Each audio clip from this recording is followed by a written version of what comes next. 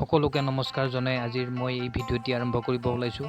মই এতিয়া উপস্থিত আছোঁ চিপাঝাৰ উচ্চতৰ মাধ্যমিক আৰু বহুমুখী বিদ্যালয়ৰ খেলপথাৰত। ইয়াত 4 দিনীয়া কাৰ্যসূচীৰে চতুৰ্দশ অংকীয়া ভাওনা সমাৰোহ হৈ আছে। মাৰ্চৰ 17ৰ পৰা 20 তাৰিখলৈ এই ভাওনা সমাৰোহ অনুষ্ঠিত হ'ব। এয়া ভাওনা সমাৰোহৰ মূল তোৰণৰ কাষতে এখন বেনাৰ আঁৰি থোৱা আছে।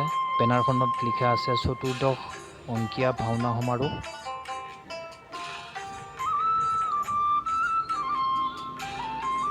এই মূৰ্তিটো চাওকচোন, ইয়াত তলত এটি কাছ, তাৰ ওপৰত এটা হাতী, তাৰ ওপৰত এটা সিংহ আছে। ইয়াত প্ৰায় বেছিখিনি মানুহে চেলফি উঠিছে, ফটো মাৰিছে।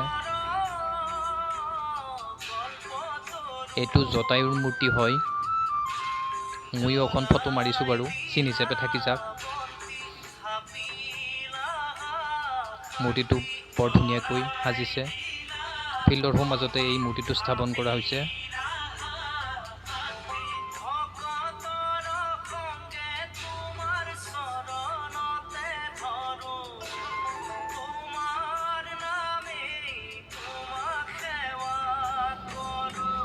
এয়া হনুমানৰ মূৰ্তি। জয় হনুমান। ৰভা মণ্ডপৰ আগত ইয়াক স্থাপন কৰা হৈছে। এয়া গায়ন বায়ন, খোল বজাই আছে।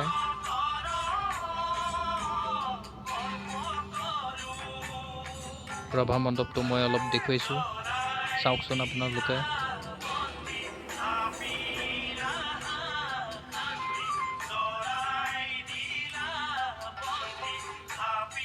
আজিৰ দিনত মানুহ যথেষ্ট সেৰেঙা, কাৰণ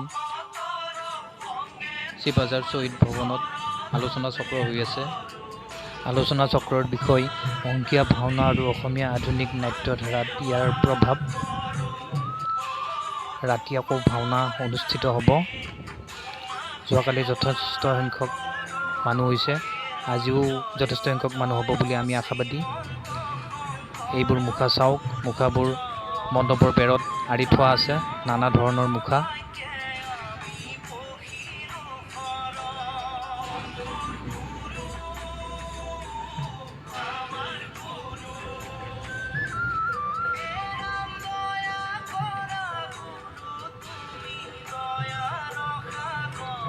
পশ্চিম দিশৰ ফালে ইয়াত এনেকৈ জেওৰা বৈ দিয়া হৈছে। জেওৰাৰ ভিতৰত নানা ধৰণৰ ফুলৰ টাবসমূহ ৰখা হৈছে। এক সুন্দৰ সত্ৰসদৃশ পৰিৱেশৰ সৃষ্টি হৈছে।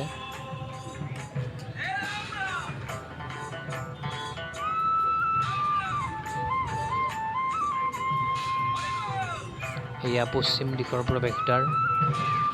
ৰাতি এই প্ৰৱেশদ্বাৰেদি সাধাৰণ মানুহে প্ৰৱেশ কৰিব নোৱাৰে। এইফালেদি যিসকল শিল্পীয়ে ভাওনা পৰিৱেশন কৰিব, তেওঁলোকে প্ৰৱেশ আৰু প্ৰস্থান কৰিব পাৰিব। এয়া ৰাতিৰ দৃশ্য। নাট আৰম্ভ হৈছে। আজিৰ নাট পাৰিজাত হৰণ। সত্ৰীয়া সংগীত বিদ্যালয় লখিমপুৰৰ শিল্পীসকলে পৰিৱেশন কৰি আছে এই নাট।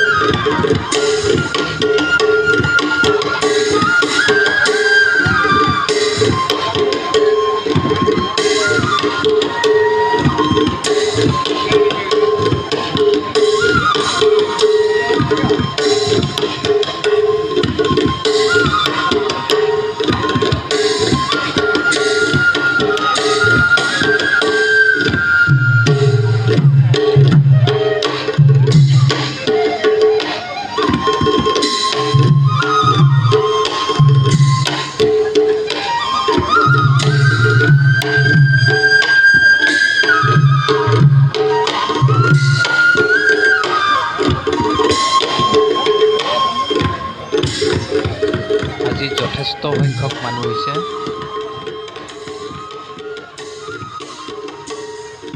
এয়া প্ৰৱেশদ্বাৰ, মূল মণ্ডপৰ প্ৰৱেশদ্বাৰ।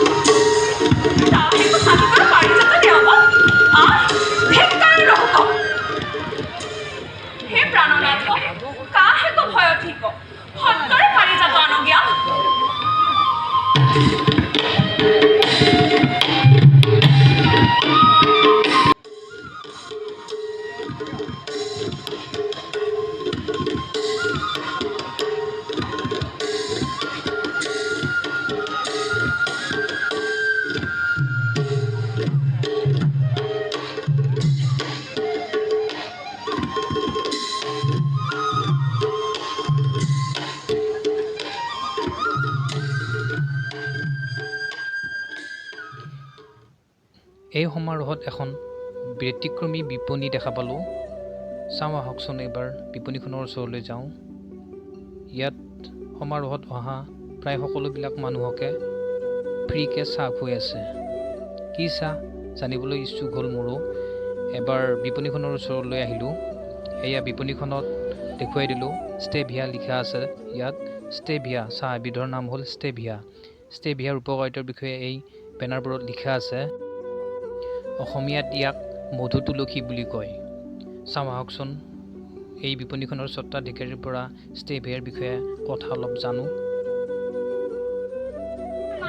হয়, এই আপোনালোকে যে এই চাহ খুৱাই আছে ফ্ৰীকে, এইটো বস্তুটো বুজি পোৱা নাই, কি বস্তুটো? একচুৱেলি এইটো মানে কি হয়, এৱাৰনেছ প্লাছ ইনফৰমেশ্যন। মানে আমাৰ যিটো ষ্টেভিয়াটো একচুৱেলি বাহিৰলৈকে যায়, ডুবাই যায়, কানাডা যায়, বাংলাদেশ যায়। কথা হ'ল আমাৰ একচুৱেলি ক'ব গ'লে ভাৰতবৰ্ষত আমাৰ গোটেই অসমে এতিয়া বৰ্তমান ৰাজধানী হৈছে ডায়েবেটিছৰ কাৰণে। আমি ডায়েবেটিছ কেনেকৈ মুক্ত কৰিব পাৰোঁ এই হিচাপে সংকল্প লৈ পেলাই আমি বস্তুটো আগবাঢ়িছোঁ। চাহ খুৱাই কেনেকৈ কৰিছোঁ, যিহেতু আমাৰ কি বুলি কয় অসমত সাংঘাতিকভাৱে মানে কি ডায়েবেটিছ মানে বৃদ্ধি হৈ গৈ আছে। অকল ডায়েবেটিছ বুলিয়ে নহয়, হাই প্ৰেছাৰৰ কাৰণে এইটো ভাল, গেষ্ট্ৰিকৰ কাৰণে ভাল, মানে বডি টক্সিন বস্তুখিনি ওলাই যায়। আৰু কিছুমান মানুহৰ মানে অত্যন্ত শৰীৰবিলাক দুৰ্বল হৈ থাকে, সেইটো খাই থাকিলে এনাৰ্জি পায়। ষ্টেভিয়াটো উৎপাদন ক'ত হয়? একচুৱেলি অসমতে হয়। এইটো আমাৰ এটা ইণ্টাৰনেশ্যনেল হয় প্ৰডাক্টটো। আৰু আমাৰ যিটো অসমৰ ষ্টেভিয়া, আমাৰ মেইনলি কাৰ্বি আংলঙত খেতি আছে, বিশ্বনাথত খেতি আছে, কোকৰাঝাৰত আছে, বকোছাইগাঁৱত আছে, এনেকৈ বিভিন্ন প্ৰান্তত আমাৰ খেতি হয়। মোটামুটি আমাৰ অসমত 1200 বিঘামান খেতি আছে, আৰু বাহিৰতো আমাৰ আছে, বহু ৰাজ্যত 1200 বিঘামান খেতি আছে। এইটো যে প্ৰডাকশ্যন কৰিছে আপোনালোকে, ক'ৰ পৰা আহিছে মালটো? এইটো একচুৱেলি পেৰাগৰ হাবছ, এইটো আমাৰ বেংগলোৰৰ পৰা আহে শিপাটো, আৰু আমাৰ বাহিৰলৈকে যায়, আমি এক্সপৰ্ট কৰোঁ এইবিলাক, ডুবাই যায়, কানাডা যায়, বাংলাদেশ। এইটো খাই থাকিলে মূলতঃ আপোনাৰ মানে গেষ্ট্ৰিক নহয়, চুগাৰৰ কাৰণে ভাল, প্ৰেছাৰৰ কাৰণে ভাল। এইটো মিঠা লাগে নেকি? এইটো মিঠা, এইটো প্ৰাকৃতিকভাৱে মিঠা। এইটো মানে কি আৰু হেৰি নাই, কেলৰি নাই, গ্লুক'জ নাই, কাৰ্বহাইড্ৰেট নাই, সেইকাৰণে মিঠা। এই মিঠাটোৱে চুগাৰ থাকিলে কিবা অসুবিধা কৰিব পাৰে নেকি? নকৰে। মানে এইটো মিঠা কি হ'ল, এইটো মিঠা আমাৰ প্ৰাকৃতিক মিঠাটো, এইটোত মানে যিটো আমাৰ ব্লাডত যিটো হেৰি থাকে, চুগাৰ থাকে, সেইটো মানে হ্ৰাস কৰে, আৰু ইনচুলিন মানে প্ৰডিউচ কৰে হেৰি। মানে উপকাৰিতা, বহুত উপকাৰিতা আছে। উপকাৰিতা মানে বস্তু এটাই, কিন্তু উপকাৰিতা সাংঘাতিক উপকাৰিতা। আপুনি যদি চুগাৰৰ কাৰণে নিছে, আপোনাৰ গেষ্ট্ৰিকৰ কাৰণে ভাল, গেষ্ট্ৰিক আপোনাৰ নিৰ্মল হ'ব, হেৰি হ'ব। আমাৰ এইটো জেনেৰেল চাহৰ লগত মানে মিক্স কৰি খাব পৰা যাব না? আপুনি জেনেৰেল চাহৰ পৰা চাহপাত দিব পাৰে, বা অলপ গ্ৰীণ টি দিব পাৰে, আদা চাদা দিব পাৰে, নেমু দিব পাৰে, পুদিনা দিব পাৰে, ইলাচি দিব পাৰে, নিজৰ ফ্লেভাৰৰ কাৰণে দিব পাৰে। আৰু এইজোপাই গছ, এজোপা গছ আপুনি হেৰি পাব, এইজোপাই গছ, আৰু এইজোপা গছজোপা আমি 2 মাহৰ মূৰে মূৰে হাৰ্ভেষ্ট কৰোঁ। সেইটো শুকাই কিনে আমি এইটো পাতটো ইয়াতে হেৰি কৰিছোঁ আমি মানে কেমিকেল নাই মানে শুকোৱা পাতটো এইটো শুকোৱা নেকি? পাতটো মানে এইটো মানে পেকেটত হয় আৰু এইটো বস্তু ইয়াত পেকেটত আছে হয়, এই শুকান পাতবোৰেই এই পেকেটত পেকেজিং হৈ আছে। আপোনালোকো আহি একাপ চাহৰ জুতি লৈ যাব পাৰে। ধন্যবাদ।